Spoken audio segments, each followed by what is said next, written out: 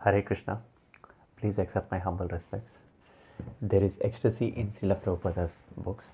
I am trying to share this with you. These books are available online for free, PDF.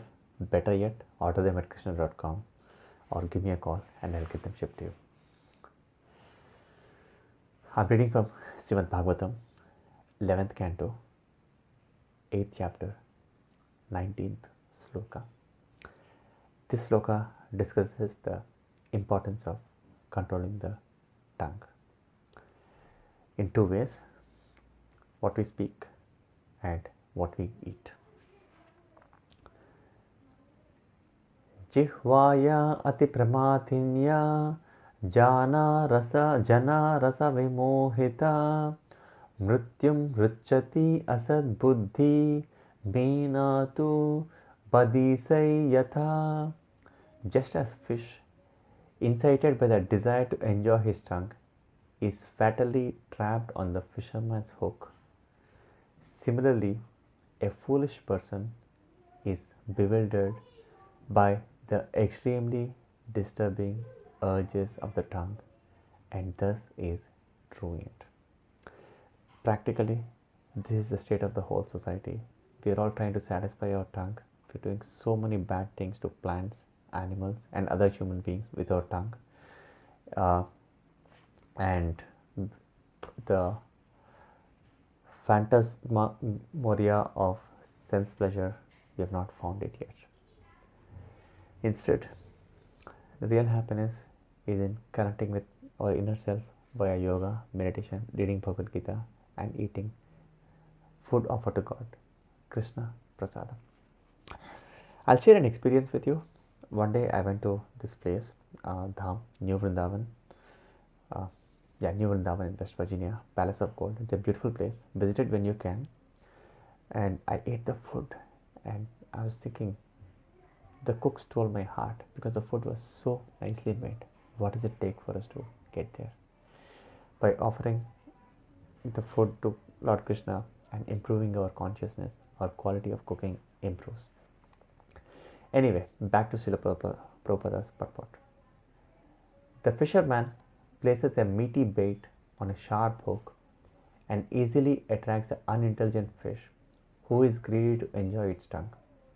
Similarly, people are mad after gratifying their tongues and lose all discrimination in their eating habits. For momentary gratification, they construct huge slaughterhouses and kill millions of innocent creatures. And by inflicting such atrocious suffering, they prepare a ghastly future for themselves. But even if one eats only the foods authorized in the Vedas, there is still danger. One may eat too sumptuously, and then the artificially stuffed belly will create pressure on the sexual organs. Thus, one will fall down into the lower modes of nature and commit sinful activities that lead to the death of one's spiritual life. From the fish, one should be careful in learning the real dangers involved in gratifying the tongue. Srimad Bhagavatam, 11th canto, 20th chapter, 11th canto, 8th chapter, 20th sloka. Indriyani jayanti asu nirahara manishina varjayitva tu rasanam tat nirannasya vardate. By fasting, learned men quickly bring all of the senses except the tongue under control, and because by abstaining from eating, such men are afflicted with an increased desire to gratify the sense of taste. In South America, there is a saying that when the belly is full, the heart is content. Thus, one who is eating sumptuously is jolly, and one is deprived of proper food, one's appetite becomes even more voracious. An intelligent person, however, does not fall under the control of the tongue, but rather tries to make progress in Krishna consciousness. By accepting the remnants of food offered to the Lord Prasadam, one gradually purifies the heart and automatically becomes simple and austere. So Srila Prabhupada is discussing here from the prasadam point of view, from the eating point of view. At the same time, we must be very careful with what we speak, identifying what is the intent, what is the intent of our talk, what is the content of our talk, and what is the result of our talk. We should be very, very careful in what we speak. Set a good example for the society.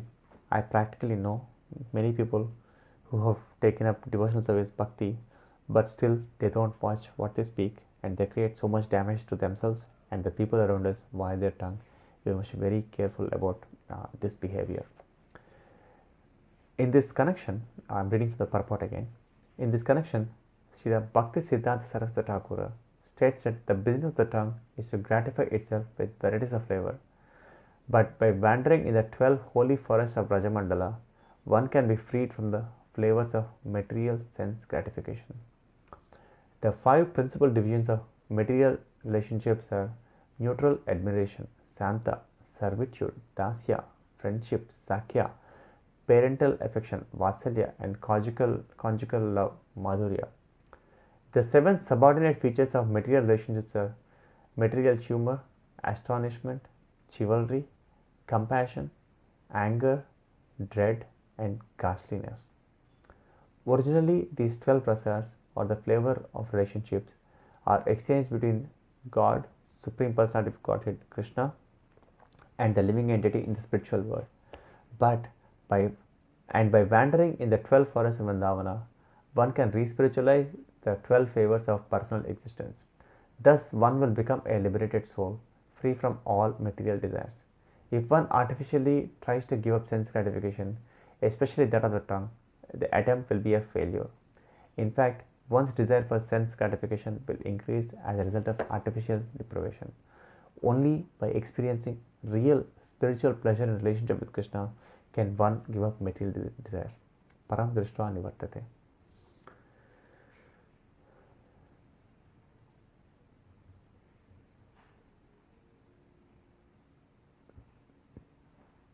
I'll read the next verse also.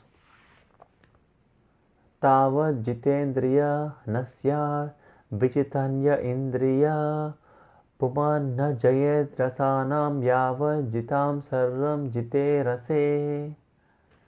Although one may conquer all the other senses, as long as the tongue is not conquered, it cannot be said that one has controlled his senses.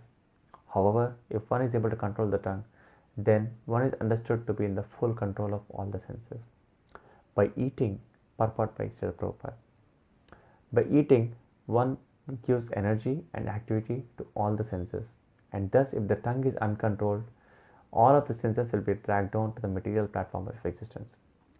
Therefore, by all means, one must control the tongue. If one fasts, then all other senses become weak and lose their potency. The tongue, however, becomes more greedy to taste delicious preparations, and when one finally indulges the tongue, all of the senses quickly go out of control. Therefore, Srila Vishwanath Chakravarti Thakura advises that one accept Mahaprasadam or the remnants of Lord's food in a moderate proportion. Since the tongue's function is to vibrate, one should vibrate the glorious holy name of Supreme Lord and taste the ecstasy of pure Krishna consciousness. You see, we are all looking for happiness, but we should be looking for ecstasy. We should be looking for bliss. We should be looking for ecstasy in our soul, in connecting with our inner self. There is ecstasy in Srila Prabhupada's books. There is ecstasy in Bhagavad Gita. Please relish it. You will like doing it. Please invest in yourself. Read Bhagavad Gita 10 minutes a day. Anyway, I will continue reading the purport till I complete it. It will take a few more minutes. I studied in Bhagavad Gita, Rasa Vacham Rasopiyasya Param Drishta Nivartate. Only by the higher taste of Krishna consciousness can one give up the deadly lower taste that keeps one imprisoned in the material bondage.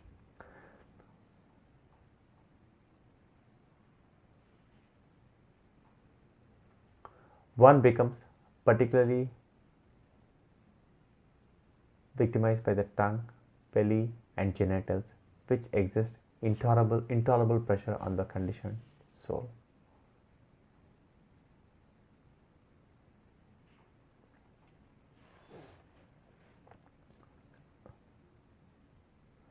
These desires subside, however, when one re-establishes one's blissful relationship with Lord Krishna, who is actually the reservoir of all pleasure.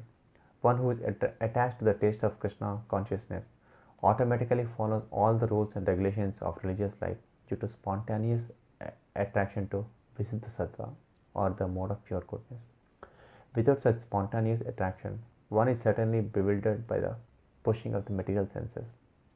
Even the beginning stage of devotional service, called sadhana bhakti, is so powerful that it brings one to the platform of anartha nivritti, where one becomes free from the unwanted sinful habits and gains relief from the pressure of the tongue, belly, and genitals. Thus, one is delivered from the bondage of material addiction and can no longer be cheated by the allurements of material energy. As it is said, all that glitters is not gold. In this regard, Srila Bhakti Siddhanta Saraswati Thakur recommends that we consider the following song written by his father, Srila Bhaktivinoda Thakur. Sarira avidyajal jadendriya tahekal jive phale vishai sagare thara mate jihvaiti lobo mai sudarmati ताके जितने कठिन संसारे कृष्ण बड़ा दयोमय कारी बरे जिह्वा जय सा प्रसाद नदीला भय से नामृत पावो राधा कृष्ण गुण गावो प्रेमे डाको चैतन्य Nitai. O Lord, this material body is a lump of ignorance, and the senses are a network of paths to death. Somehow we have fallen into this ocean of material sense enjoyment, and of all the senses, the tongue is the most voracious and uncontrollable. It is very difficult to conquer the tongue in this world. But you, my dear Krishna, are very kind to us and have given us such nice prasadam just to control the tongue. Now, we take this prasadam for our full satisfaction and glorify their lordships of Sri Radha Krishna, and in love call for the help of Lord Chaitanya and Lord Nityananda.